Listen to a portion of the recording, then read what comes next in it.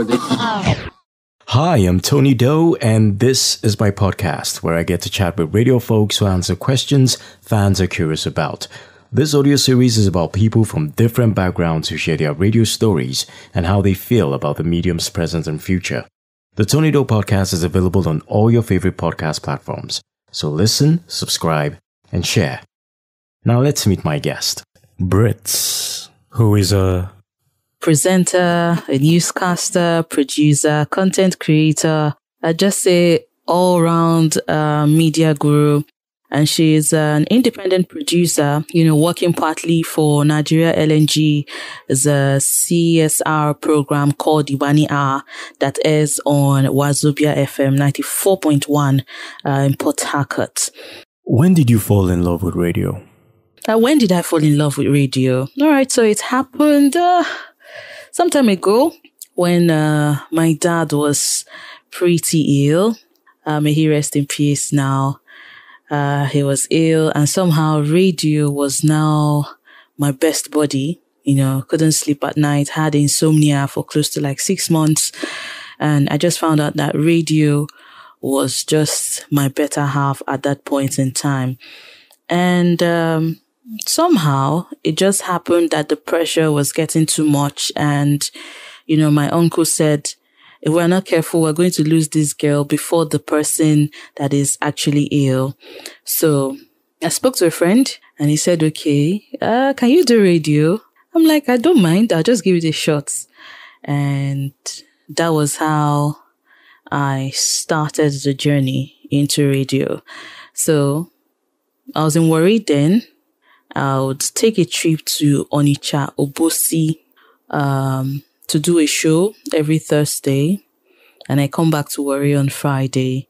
So that was at Odeniwo FM at Obosi, and I was working directly with Mackay.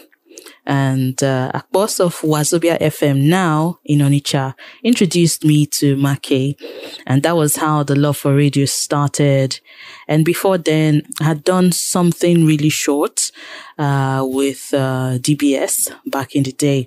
So, and that was how it all started. And I got into radio, and I just loved everything about it.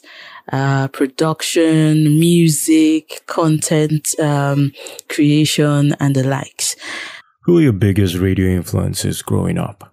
Okay, back then, I loved this woman, Ruth Badamesia. Yeah, I think Badamesia, that's her name. I loved her on Newsline back in the day. We had the like of Sirius Stoba. I also loved this guy, Kirian, on NTA as well. So those are the persons, when they were on TV, I just find myself getting glued. I was more of the TV person. I loved the TV. So I didn't really, listen to radio to know the persons or mentors that I could have picked, but the TV was like my best bet. Okay. So those are the persons that I really enjoyed back in the day. So let's say radio hadn't trapped you the way it did eventually. What options would you have had if radio wasn't in the picture? I would have been a computer scientist because that is what I studied in school, and also fashion designing. Maybe I would have taken those things a bit more seriously and in a bigger way. By the way, I still do my fashion thingy. I still do it. I still design, and I guess I've made something for you, boss. Indeed you have. A pair of shorts. Absolutely love them. You've worn many hats on radio, including production and presentation. But what's your favorite radio shift? Do I really have any? I don't know. Maybe because I don't really get attached with anything that concerns the shift or belt, because I know that there'll be changes. So I don't really have any fave, all right? But for the morning belt, afternoon, drive time, night, midnight, I enjoyed all of them. So I can't really tell you that I have a favorite. I can't really tell you. But if you say favorite days, I would say I love working from Mondays to Fridays. I don't like anything disrupting my weekend, but, it's radio. What are the qualities of a good radio producer? A good radio producer, to me, I feel, is one that could understand what he's about to give out, the content he's about to give out, the persons that you want that content to get to, how you want it to get to them, why you want it to get to them, and when you want it to get to them. I feel those things, if you have those tips at the back of your mind, that makes you a good radio producer. And also, the person presenting those stuff, I feel you need to understand that person and what that person can offer. If the person can understand what you just brought out of your head and interpret it very well, I feel those things, makes you a good radio producer. I just feel that's my own take. Managing radio talents. Yeah, I know the job is all about, doing the job no matter the situation and no matter the times, you just have to deliver. Yeah, but I feel managing radio talent, you have to understand that person. For me, what has really worked for me as a radio producer is having this connection with the persons that I am working with. All right. We get to talk. I ask questions. We get to gist. Now, some persons, they're into themselves. They don't really want to give much, but they have it in them. Now, how do you bring it out? I have this lovely discussion, before we start that program. Talk to me. What is it? What are your fears? What do you feel like? How do you, what are the challenges? What are those things that are in your mind that will make you feel that you can't do all of this? So somehow when I have those conversations with those people, I tend to get more out of them. I tend to learn more from them as well. And it makes the work much easier for me. And another thing is when the person with that talent, can open up to you. It's two things. Sometimes you meet the ones that are not really ready to open up, to even talk to you. They just want to give me the job and let me get it done, and the other person is like, okay, how do I make it much more better? How do I get it to the next level? Let's talk, let's discuss. When you meet those kind of persons, it makes it easier. And you also find out what works out for each person, because talent is something that is diverse, it's unique, it's just colorful. So you need to know how to work with different persons and speak to different persons in the language that they can understand. Who do you vibe with pass for office? Like, who are your favorite colleagues at work? Okay. I'm always attracted to people that just knows how to solve issues. I don't know why. When I see you and you're all about like a problem solver, when there is a situation, instead of complaining, just know that the question you ask is, okay, how do we get it done? Somehow, I don't know. It's magnetic like that.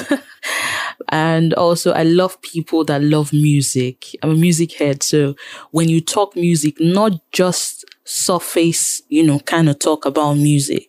When you give me a deep analogy of music, you go way back, those artists from way back. I just find myself connecting with you, and somehow you are one of my favorites. So basically, I have a whole lot of DJs as friends, good DJs, production gurus, audio gurus as friends as well, and as well as content creators. So those are my favorites, colleagues, What was a typical day at work like for you when you were, at Trend FM?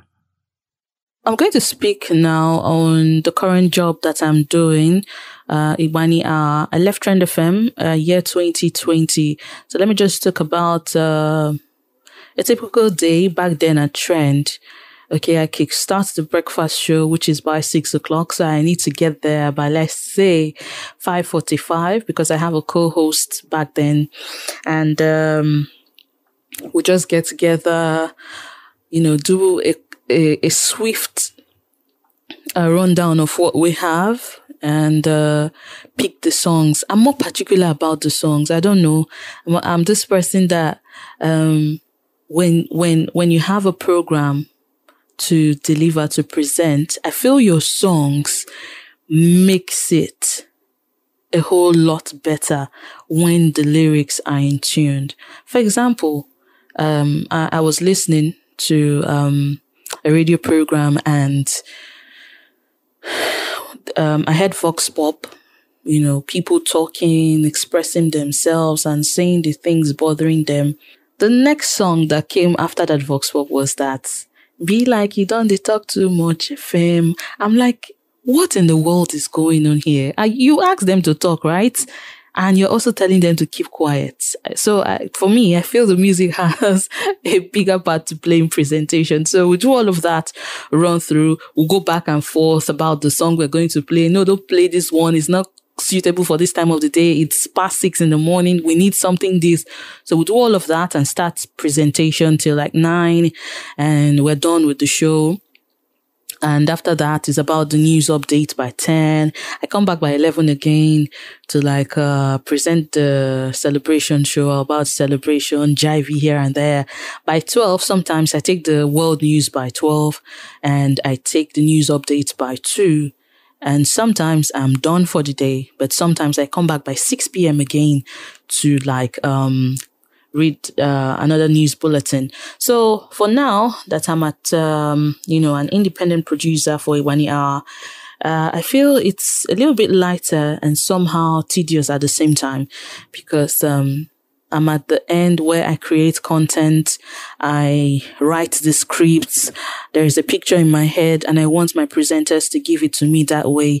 So I find myself doing a whole lot of deep thinking this time, like more of it, because I do that a lot, but more of it because I'm not always comfortable. So when I do something, I need a change. I want it to sound different all the time. I don't want you to catch me that unexpectation. I want it to be there at all times. And it's a whole lot of work. So I find myself, doing all of that 24/7, so kind of indoors all the time. All right. So that's just how it works this time. The most rewarding experience I've had so far on radio is when I was head of programs at Trend FM during my tenure, and Trend went to number 1 in Delta State, number 2 in Anambra. It was really a beautiful thing, because take it or leave it, programs is like I don't know if it's the head of radio or the neck, but it's between those two. So it was really nice when the statistics came in. I was really happy, as head of program then, and it was really something nice and beautiful. And it's still there. Trend FM is still number 1 in Delta State, so it's still a beautiful thing as well. So that was like one of the most rewarding experience I've had so far. There's so many experiences, but that one. The most difficult experience for me is when you have square pegs in a round hole around you. I don't think there is anything more frustrating as that. When you have square pegs in a round hole, I don't know, maybe leading a team. In a team, it's really hard for you to communicate, and one of the experiences is like having most persons or some persons around you that are more emotional than being logical and tactical.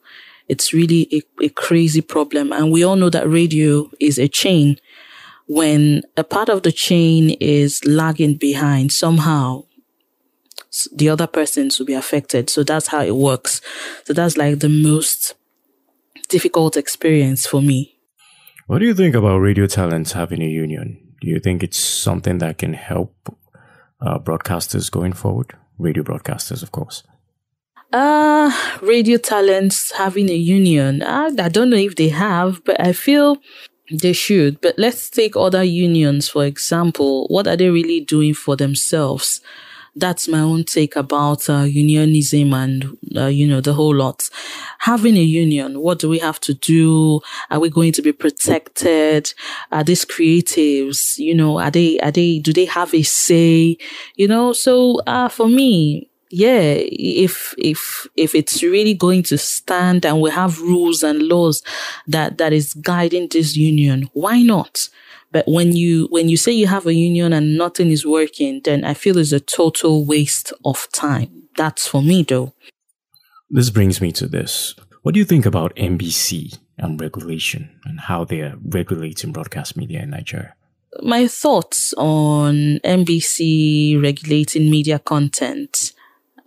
Yes, I feel it's okay, but the things they are regulating are not really the things that I want them to regulate. Let's start with music, for example. I don't see why some kind of songs would even come out to the hearing of the public before you ban it. That's my take. When I was programs head at Trend FM, when I hear some songs, because I always go back to the production booth and check out what the librarian, sometimes I do that by myself as well, to edit and clean songs, download as well. There are some songs that can't even make it to the software, the Jazzler, the radio Jazzler. You can't make it.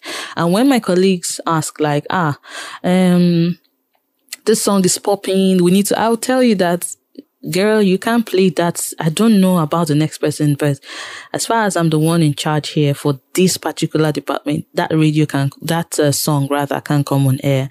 And sometimes they pick it up like, why? This and that. I feel radio is something, especially from 6 to let's say 7 in the evening, 6 a.m. or 5 a.m. in the morning to 7 in the evening. It's supposed to be a family thing that everyone can listen to. You have kids going to school in the morning and you're listening to radio and you are playing some kind of songs that it's really foul to my ears and as an adult. Talk more of children. So those songs, I feel that the NBC should have a screening body. Like when a song is out, before any song is being uploaded on the cloud for people to download, it's supposed to pass through that table. And it's supposed to be swift and fast because we have people dropping songs every second. If this song is not good, and they do it with all being fair, being critical in their judgment and have pointers to everything they're doing, not, making it about tribe or about who in the office, this and that. And also, what is NBC doing about the life of a radio person, an average media person? You go to some radio stations and presenters and radio personalities are working their butt off. Some persons work around the clock. What is NBC doing about it? Radio persons, do they have, health insurance? You could hear of a radio person, is ill. The management doesn't give anything. It doesn't really care about the person. Like, okay, get well soon and get back to work. Now, if you don't get back to work on time, they always find a replacement. And you always hear this thing like, well, there are so many persons dying to get your job. If you're not willing, there are persons to replace you. What is NBC doing about that? Those are the laws and guidelines that they should put in place if they really care about the life of a radio person or media person. Now you see some persons falling ill at work. There is no health insurance of any sort. Most radio stations, they don't have that hospital for checkups for radio persons to say, okay, once in every 3 months, you go for your checkup. I need the cards filled. I need reports from that place to bring back to ensure that you're in good health. Those are the kind of guidelines that NBC will set, all right, to protect the lives of media people. So those are some of the rules they could set, not other things like you say something on Twitter, okay, at a radio station, you cannot say something like this. I mean, what is radio all about? Giving a voice to people who can't really say much. That is the essence of radio. So why really take that right? And you tell me that radio it's no longer a voice to me. So those are the things they should regulate, not really the things that matter in the society. And you want to tell me that you want to take it out. I have issues with that. I feel if they want to regulate, they should regulate the right things, not regulating the right things in the wrong way. It's really crazy for me. What's the best thing a fan has done for you? Okay, so the best thing a fan has done for me was to give me a book. I was amazed. And to think about it that the man was in his 70s. Yeah, 70s. And he sent me a book and he wrote a note like, Britz, thank you for all that you do. You're just one different girl in this generation and time. You don't show your age. You are just too mature for this generation. Thank you for all you do on radio. You know, I was I was so happy that day. And that's like the best thing a fan has done for me. What's been the worst experience you've had with a fan? Okay, so this happened when we had an event, an outdoor event at Trend FM. Yeah, so because of the celebration show that I do, now everyone feels that Britz is a loud and jivey person. She can make noise for Africa, but the reverse is always the case. I'm just into myself. So the girl was like, where's Britz? I need to see Britz. They pointed to my direction rather and said, okay, that is Britz. And she came up to me and she said, are you Britz? I said, yes, I'm Britz. How are you? And she said, fine.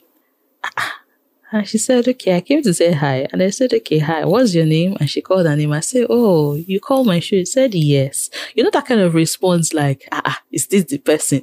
So she left and she didn't know I was just, coming behind her. Like I was just following her.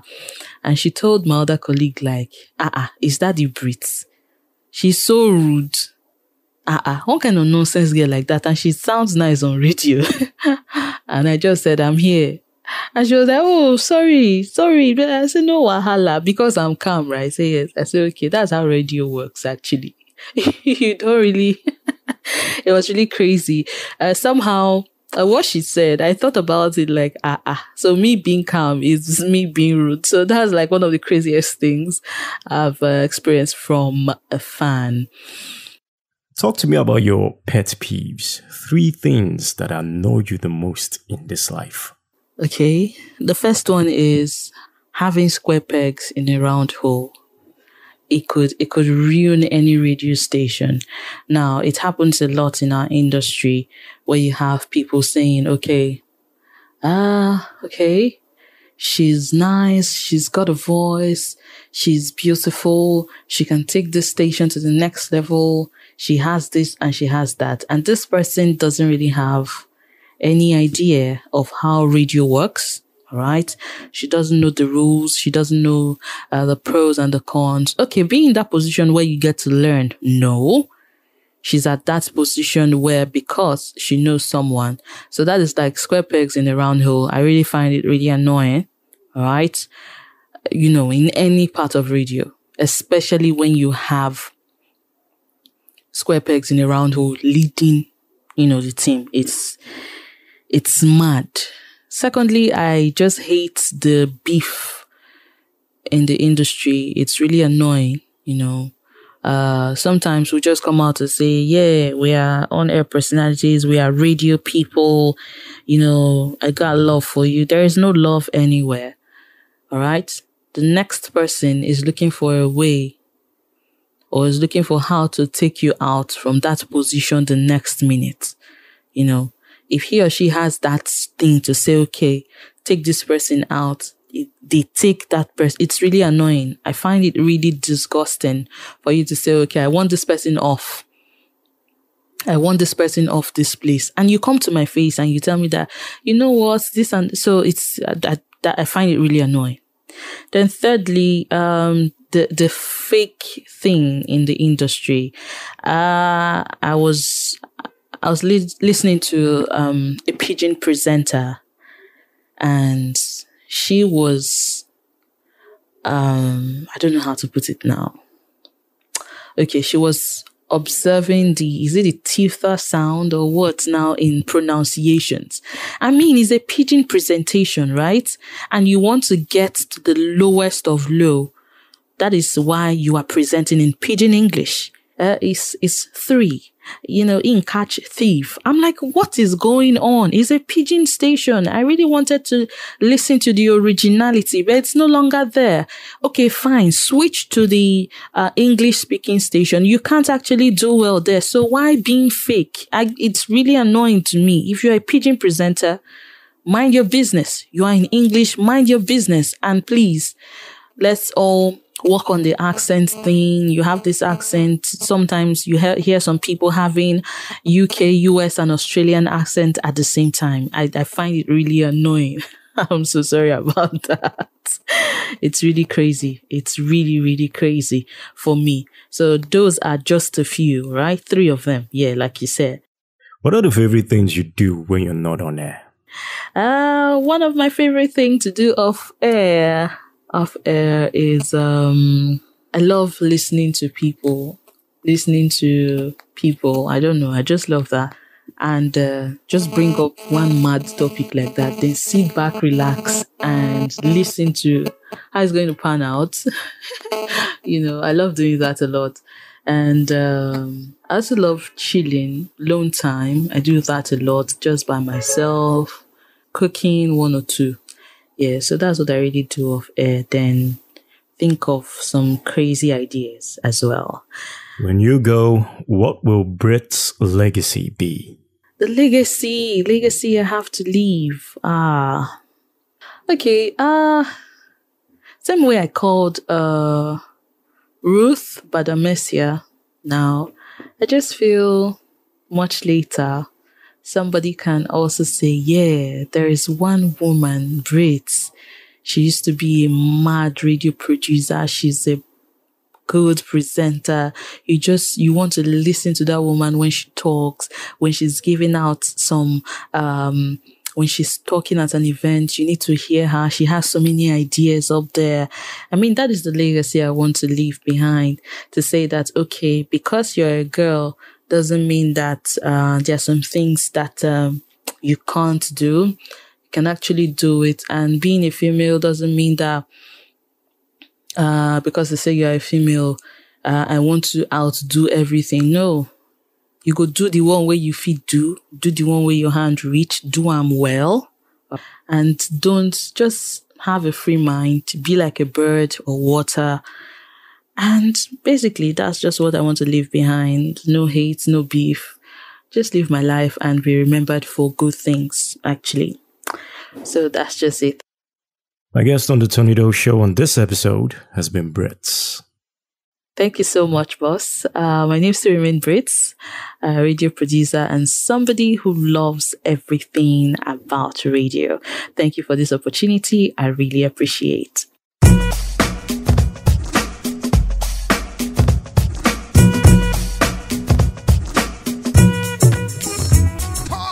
If you enjoyed the podcast, do me a favor and tell somebody about it. Let them check it out as well. Also, if you'd like to support, the links are in the show notes on how you can do that. Thank you for listening.